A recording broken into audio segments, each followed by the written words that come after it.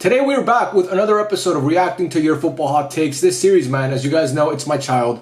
I've been away for 3 weeks, but don't worry, daddy's home and daddy's gonna take care of you. I will beat the absentee father allegations, guys. I will beat the absentee father allegations because while, yes, sometimes I go away and I forget to call and I forget to text, I'm always present somehow, some way, and this series knows it, and I know it knows it. So yeah, we're gonna get into the video now. I appreciate everybody who submitted their hot take. We got over 670 responses to this video at the time of recording this, and that's absolutely surreal. So I appreciate you guys so much for all the support on this series, man. We've been doing it for like what, 22, 23 parts now, and you guys still always, show so much love and support on the community tab post. So I just wanted to say how much I appreciate that. But yeah, man, enough yapping. Let's get into the video and start reacting to some of your hot takes. Our first take in today's video: winning the league is harder and better than the UCL. No. This is a take that I will never ever be able to co-sign, and I don't understand how there's actually football fans out there that would rather watch their team win a league title over the UCL. I don't understand it. First, let's talk about which one I believe is a harder competition to win, the league or the UCL. It's 100% the UCL. The league is a marathon. The UCL is a sprint. In a marathon, you can trip and still make up that time because the race is so long. You have time to make it up. In the UCL, it's a sprint. If you trip during a sprint, guess what? Usain Bolt is fucking smoking you. He's hitting you with a peace sign and you're done. You cannot have a slip up in the UCL because you'll get disqualified. Trust me, as a Barca fan, I've seen it throughout my whole lifetime. In the league, you can slip up. I mean, Man City, we saw it this year. Man City lost so many games. So many games in the league this year. They had like a stretch of what, 9 games without a win in the league or something crazy like that. And they're still going to finish in the top 3. Comfortably, by the way, in the top 3. But we saw in the UCL, they didn't come to play and they got knocked out by Madrid. And they almost didn't qualify for the league phase, for the round of 32. Barca this year, my team, Barca had an awful stretch in November and December in the league. And guess what? They're still probably going to win La Liga this year. In the UCL, you can't have that happen. You can't. That cannot happen to you. Look at Liverpool, man. Liverpool were so consistent throughout the whole season in the Prem. They won the league with what, 10 games to go or something crazy like that. I mean, I know they won it recently officially, but they really won it with like 10 games to go. And a couple bad games against PSG, a penalty shootout, and you're out of the competition. You can't have that happen in the UCL. The UCL is about your best players coming through. In the league, it's about squad depth and consistency and all that stuff. But we saw Man City for years, man. Man City for years. They had the best team probably in Europe for years, or definitely in England. And they were winning league titles for fun. But they couldn't win the UCL. They couldn't win the UCL. It's so much more difficult to win the UCL, in my opinion at least. And when you talk about which one is better, I've been fortunate enough that I've seen my team win countless league titles in my lifetime and countless UCLs. I would much rather Barca win the UCL than Barca win the league. Much rather. And that's maybe because I've seen Barca win the UCL, win the league so many times in my life, but I would much rather see Barca win the UCL. If Barca won the UCL and the Copa del Rey this season alone, I would consider it a success. If Barca don't win the UCL but win La Liga and the Copa del Rey, it would be successful-ish. It wouldn't be as successful as if Barca won the UCL. That's the biggest competition you can win. It's the creme de la creme in European football. You are the best team in Europe and nobody can tell you otherwise. Nobody can tell you otherwise. So for me, I will always prefer winning the UCL over the league. Again, I understand if your team hasn't won a league title in a long time. Actually, I'll give you guys a story. This is a good way to kind of put it into perspective. It's not a weird story. I promise. You can watch this on your TV. It's not gonna be weird. In high school, I had a friend named Fred who came from London my junior year. He was a big Liverpool fan, right? And he was British, and he like I said, he was a big Liverpool fan. And this was the season that Liverpool lost the league to Man City by 1 point, but they won the UCL, right? They won the UCL beating Spurs in Madrid. And I remember I asked him, bro, once, because we talked after Liverpool beat Barca. That was the worst math class ever. He just kept mocking me the whole time. But we talked. I was like, bro, would you rather, like, obviously Liverpool in the UCL final, there was some contention for the league with Man City. I was like, dude, would you rather see Liverpool win the UCL or win the league? And he said with no hesitation, the league.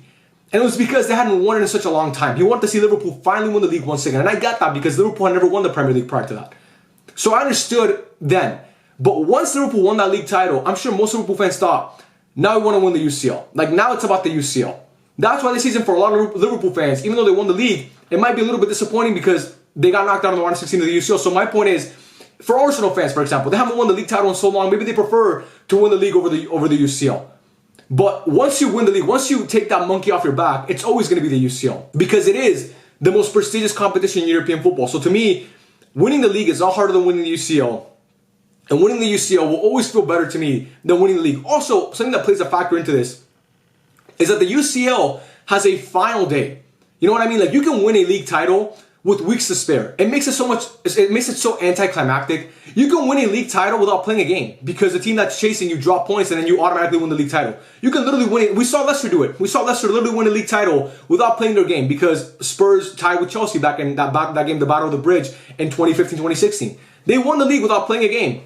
In the UCL, you can't win it without playing the final. So having a final, that aspect of it makes it so much more exciting in my opinion as well, because it's one game to decide who's the winner. If a league title was decided by a final, like if this season, first and second place in the Prem, played for who wins the Premier League, maybe that way it would make it more exciting and better.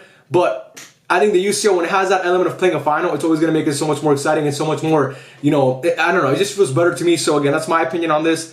Again, I'm a Barca fan, so I've seen my team win the UCL and win the league. And I can tell you with certainty, I would much rather see my team win the UCL over winning the league title. But again, that's just my opinion. You guys let me know in the comment section down below what you think. Our next take, Jed Martin is massively overhated. Guy started playing in the first team this season and has shown he's solid defensively as a sub. No. And look, I don't think Jed Martin is the worst football player ever. You don't make it to Barcelona's first team by being shit at football. So I'm not trying to sit here and disrespect Jed Martin, because I do think that there's a lot of disrespect going around on social media talking about how, his appearance, which by the way, I think is beautiful. I'm not being biased. I think the man is beautiful. It's not because people say we look alike. I think he's honestly, this guy could be a model, if you ask me. But anyway, there's a lot of things that factor in why people don't really like Jed Martin, and I think one of them is probably his appearance, because again, people talk about how he's fugly, which again, I don't co-sign that opinion, but I've seen it around Twitter and other spaces. But it's mostly because of his play. People think he's a shitty football player. And again, like I said, you don't make it to Barcelona being shit at football. But the thing is with him is that he's simply not good enough for the club that he's playing for. He's just not good enough for Barcelona. And that's okay. Most people are not good enough for Barcelona. You're talking about one of the best clubs in the history of football.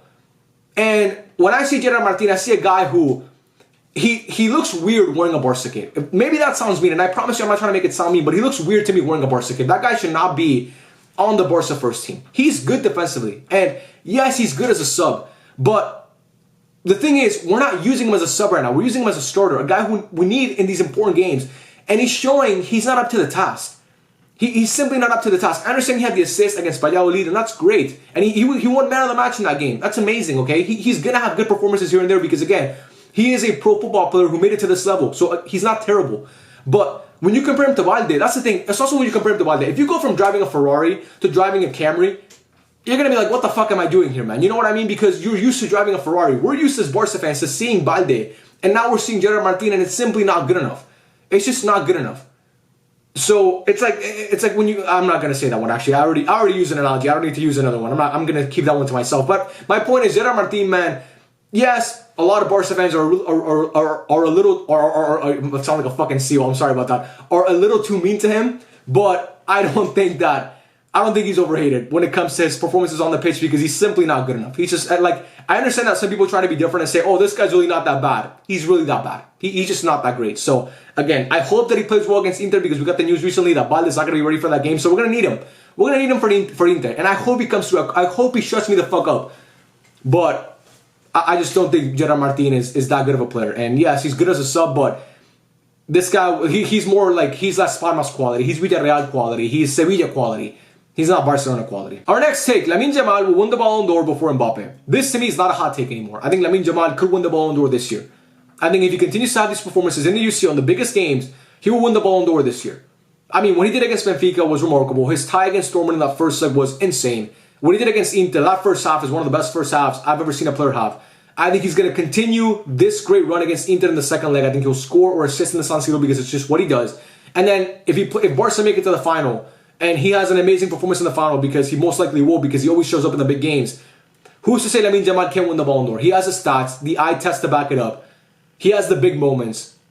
And Kylian Mbappe, man, while I do think that Mbappe will win a Ballon d'Or, I'm not digging Mbappe's grave already, okay? I'm not going to sit here and act like Mbappe's washed. He'll probably win a Ballon d'Or because Madrid are going to win trophies. They will. They will win trophies, and he'll win a Ballon d'Or probably.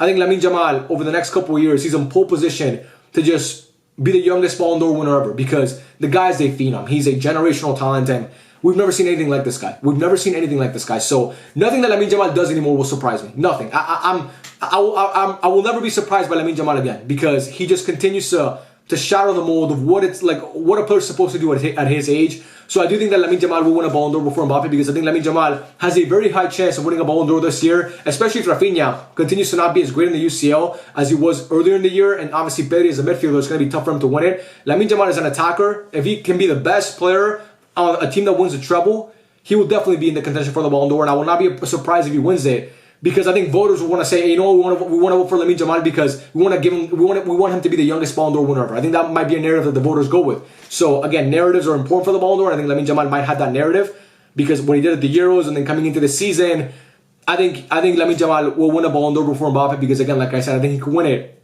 in October of this year. Our next take, Antonio Conte has an argument to be the greatest league manager ever. He won 3 Serie A titles in a row with Juve, including a 102-point season, won a 10th place Chelsea team of Prem in his first season, built up the current Inter squad and won them a Serie A, and is about to win another Serie A with Napoli in his first season, despite losing Cavara and Osimhen. Ayush makes a lot of great points here, and I think Antonio Conte definitely has a case to be one of the best league managers ever. I mean, when he got to Juve, that team was in shambles, and he built the foundation for the most dominant stretch Italian football has ever seen. That guy, man, what he did at Juve is honestly remarkable. Now, in the UCL, they always fucking collapse, but in the league, I mean, Ayush points it out perfectly. 102-point season, 3 straight Serie A's in a row. It was amazing. Then he goes, obviously, to Chelsea. And that Chelsea team, man, they, to this day, I think, hold the longest run for unbeaten games in the Prem. They have the longest unbeaten streak in Prem history under Antonio Conte. And they finished 10th, like Ayush points out here. They finished 10th the previous season. And I remember one thing about that season is every player overperformed. It's like he got there and he put like a magic spell on all these players. I remember Victor Moses was playing like the best wing back in the world for that whole season. He was so fucking good. Victor Moses is the one thing I remember the most about that Chelsea season. He was insane.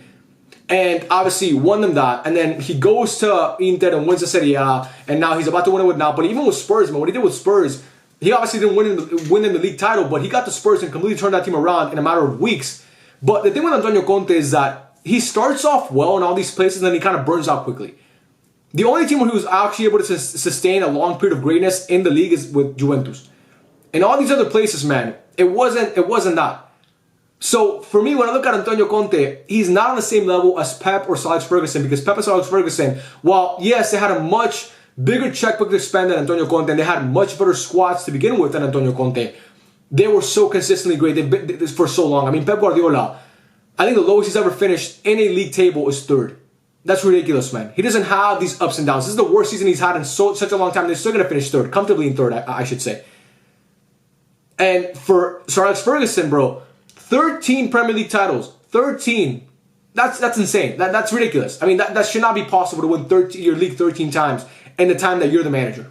So again, for Antonio Conte, I think that he is one of the best league managers I've ever seen.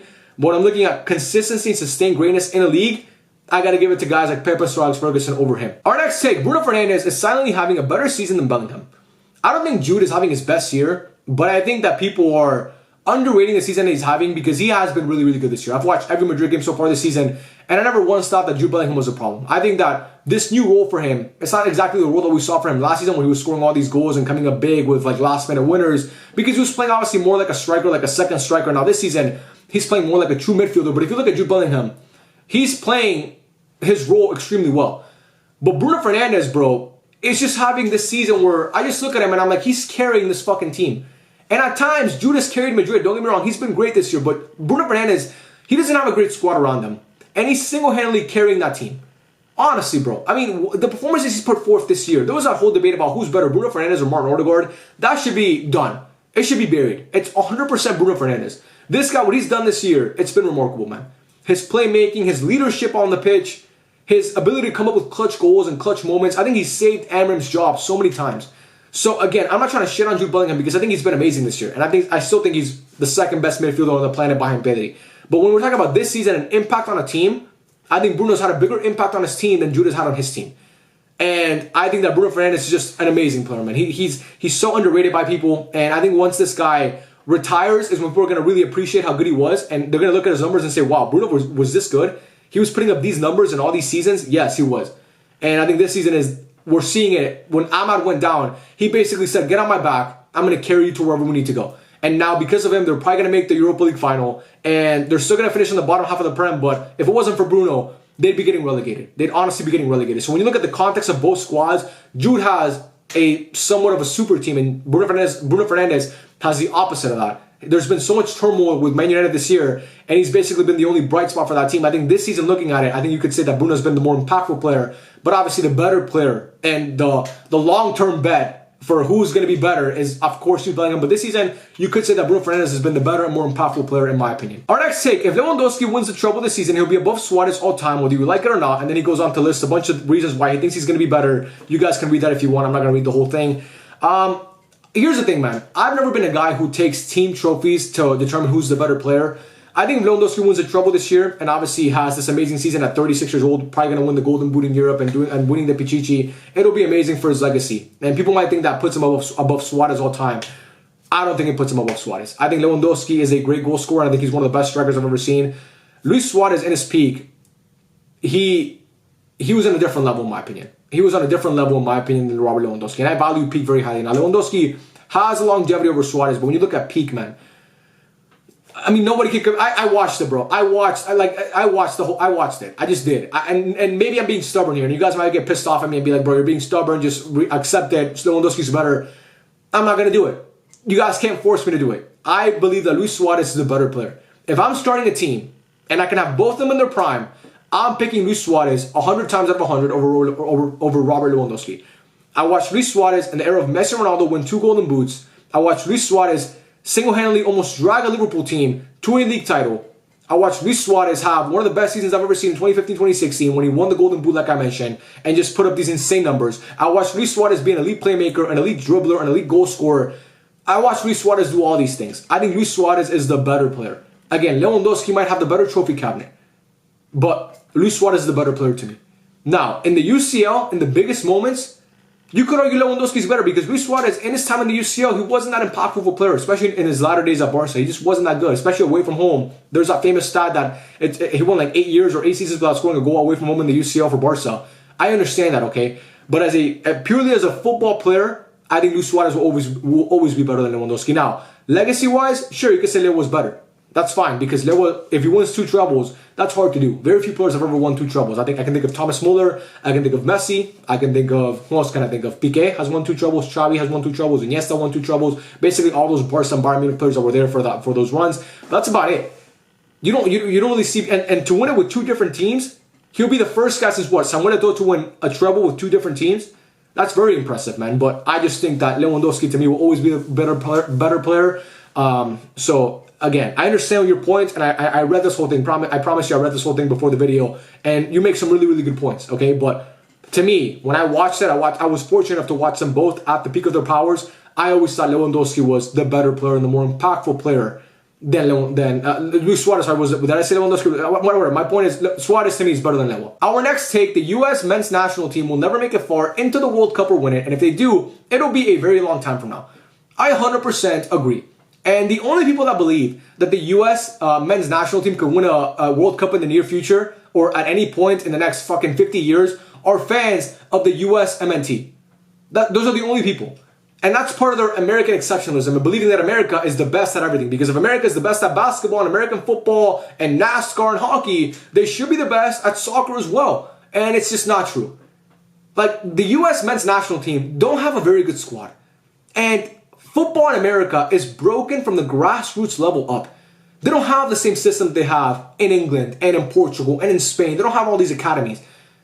It's pay to play. And when you pay to play, unfortunately, you're going to miss out on the best players because most of the best players are not loaded, bro. They're not driving, their moms aren't driving Range Rovers and living in the suburbs.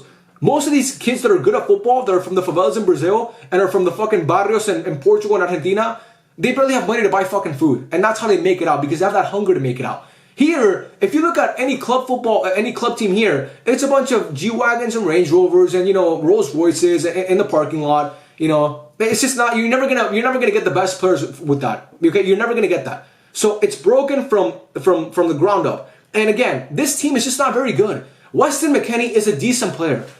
Weah is a decent player. Christian Pulisic is a decent player. Tim Ream is a decent player. These are not world beaters, man. When you compare that squad to Portugal, Portugal has João Neves, and Portugal has Vitinha, and Portugal has Bruno Fernandez, and Portugal has Ruben Diaz, and Portugal has Nuno Mendes. And Portugal has all these different studs from top to bottom. And Argentina has Lautaro Martinez, and they have Dybala, and they have Enzo Fernandez, and they have McAllister, and they have Paredes, and they have De Paul, and they have Romero, and they have all these. I mean, it's just like France has Mbappe. I mean, we know, man. The US doesn't compare. Again, the only people that think that the US could actually compete in a World Cup in the near future are Americans, because again, they believe that because they're the best at everything else, they're going to be the best at soccer. When in reality, you're way behind when it comes to soccer. I'm from Venezuela, right? I was born and raised in that country. My whole life, when I was a little kid growing up in Venezuela, my friends and I would never talk about how Venezuela could possibly win the World Cup, because we knew we were shit. We knew we were shit. Because we didn't grow up with this idea that Venezuela is the best at everything. We actually grew up with the opposite idea, that Venezuela, everybody fucking hated us, which they kind of do, but that's besides the point. So my point is, these ideas that the US can actually compete in the near future, or they have this good, great team, is only spread by Americans, because again, they believe they're the best at everything. I'm not trying to make this whole political thing, but it's true, bro. It's American exceptionalism. We see it everywhere. So, unfortunately for them, football or soccer is something that they'll never be the best at. Never be the best at. Because again, they don't produce as much talent as the other countries. And that's just the fact of the matter. So, again, I agree with this take. And I don't think the U.S. is going to make any noise in any tournament, whether they play it at home, whether they play it in Argentina, wherever they play the World Cup. It doesn't matter. It'll be a long time until we see the U.S. make a deep run in the World Cup, or I don't think we'll ever see them win it, honestly. Our next take is that this guy believes that Messi held back Barcelona in the 2010s because, yes, he helped Barca win a lot of trophies, but he thinks that Barca may have been forced into Messi dependency, killing tactical evolution and youth development. No. And let me tell you guys something. A lot of times sports fans or football fans, actually no, sports fans in general, have this tendency to blame their best players for their team's biggest issues. And I fucking hate that. I hate that so much. I've seen it so much in the NBA with LeBron James. I've seen it so much in the NBA with LeBron James. Oh, this team, because they have LeBron, they can't develop the youth and they have to win now, so they have to make all these moves. Yeah, because when you have LeBron, one of the best players, in my opinion, the best player of all time, you don't worry about the future. You have a generational talent in his prime. Well, obviously, when LeBron was in Cleveland and Miami and early days with the Lakers, you have this generational talent in their prime. Fuck the future. Fuck developing the youth. You're here to win now. Sometimes sports fans worry too much about the future. Who the fuck knows what's going to happen in the future? We could get hit by an asteroid and all of us could die. When you have a player of that quality, you win now. It's the same thing with Messi at Barcelona. When you have Messi in his prime in the 2010s, you don't worry about the future, because when you get him win now pieces, guess what? You win. When you got him at David BJ, guess what happened? They won. When you got him a Neymar and a Suarez and a Rakitic, guess what? They won. When you get Messi these players, he's going to win, because again, he's a generational talent and he's going to make it work. You don't worry about the future with these guys. You never do. I hate that so much, bro. You make win now moves with a generational talent. You do it every single time. That's what you do. You don't worry about the future, because you don't have time to develop the future, because you have this guy now. You stumbled upon one of the greatest players in the history of a sport, and in Messi and LeBron's case, in my opinion, the two GOATs. You win now. And saying that Barcelona were held back in the 2010s, Barca won two trebles. Won a treble in 2015 and won a double in 2011. And they won countless league titles. Yes, they might have underachieved in the UCL, but saying that what other team in the 2010s apart from Madrid was more successful than Barca? Again, Madrid were more successful in Europe, but domestically, it was Barca the most successful team. So this idea that when you have with Messi, they held him back because they were making win now moves. Yeah, bro. Barca can look at the future, because guess what? Messi left. And you have a young player in Lamine Yamal. When you have Messi at 26, 25, 27, when he's still young but not super young, you make win now moves. And once he left, you can rebuild and develop guys like a Pau Cubarsí, and develop guys like a Pedri, and develop guys like a Gavi, and develop guys like a Fermín López, and develop guys like a Lamine Yamal, who obviously have come good. But when you have Messi, you have no time to plan for the future. You got to win now. So that's my take. Sports fans, football fans, do not blame your best players for your team's biggest issues, because most of the time, they're the only reason why you're actually relevant. Our next take, Vinicius Jr. is the best UCL player since Ronaldo left Europe. Obviously Ronaldo left Europe before Messi left Europe, so I would say obviously Messi, but I'm guessing you're saying since Ronaldo, I get what you're saying. I'm not going to be difficult about this. Yes, I agree with this, because I think Vinicius Jr., yes, this wasn't his best UCL campaign. This season was an outlier for him. Vinicius Jr. historically in the UCL has been a guy who's always come through. And when I look at his UCL run back in 2021 and obviously last season and even the year before that, he's always been amazing, man. This guy has so many iconic moments in the UCL. He had a streak of I don't know how many UCL games with a goal or an assist in the knockout rounds. Just a guy that when his team needed him the most, he always came through in that competition. He scored in multiple UCL finals. Very few players can say that, by the way, in the history of football. Very few players can say they've scored in multiple UCL finals. Gareth Bale can say it. Ronaldo can say it. Messi can say it. I'm trying to think of other guys that can say that. I know those guys for a fact can say it. Those are the first guys that come off the top that I can think of off the top of my head. Ramos can say it. Sergio Ramos can say that. That's crazy. Sergio Ramos can say that as a fucking center back. That's insane. Sergio Ramos can say it. Who else? There's a very short list of guys that can say I've scored a Benzema can say it, of course. Can Benzema say it? Benzema didn't score in Lisbon. Benzema didn't score in Milan. Did he score? He didn't score in Cardiff. He scored in Kiev. No, Benzema can't even say it because Benzema didn't score. He only scored in one. So it's very few players that can say that they've scored in multiple UCL finals, and Vinicius Jr. is one of them already.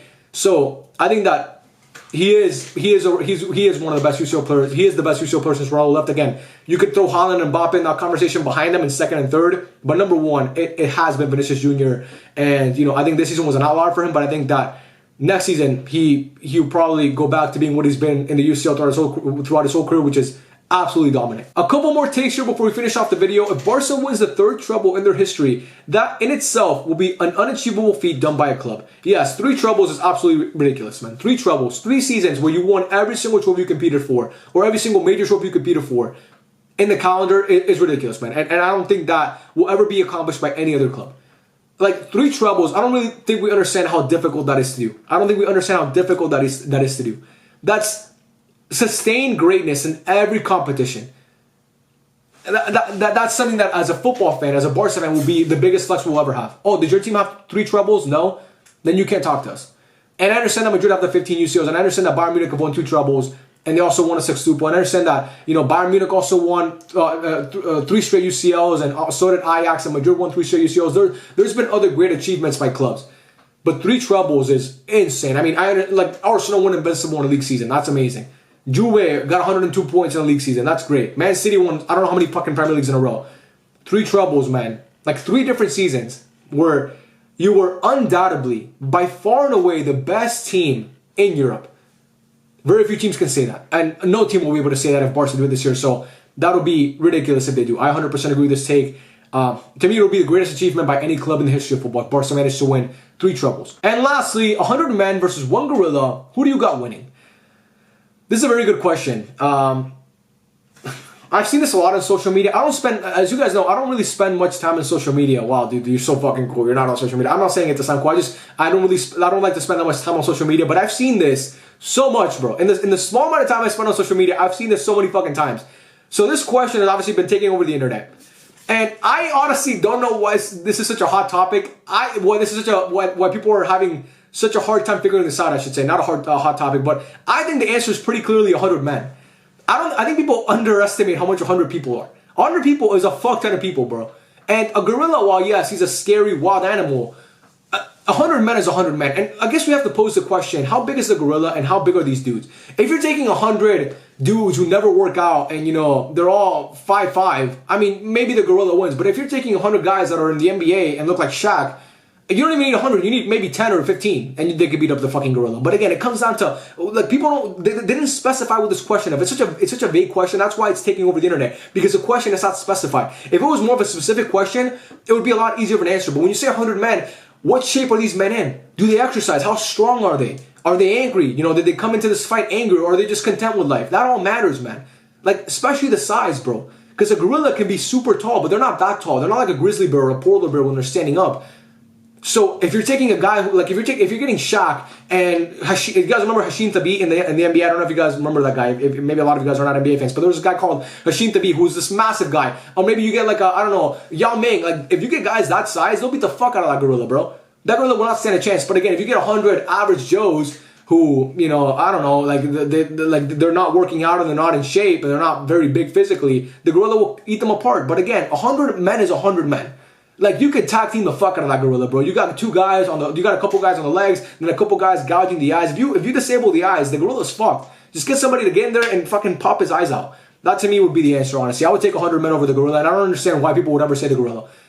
100 men is 100 men. That gorilla's gonna get tired, but what's that gorilla's cardio? Is he on the treadmill? We know they pound their chest and do these little sprints, but are they on the treadmill? Are they working their physical health? I don't think so. So yeah, that's my take. I appreciate all you guys for watching. If you stayed until this point of the video, you got this bonus take right here. It's not about football, but it is a very interesting topic, so I wanted to let you guys know my thoughts. Yeah, man, I love every single one of you guys. Thank you so much for watching. Let me know your thoughts in the comment section down below, and I'll catch you guys on the next one. Peace out.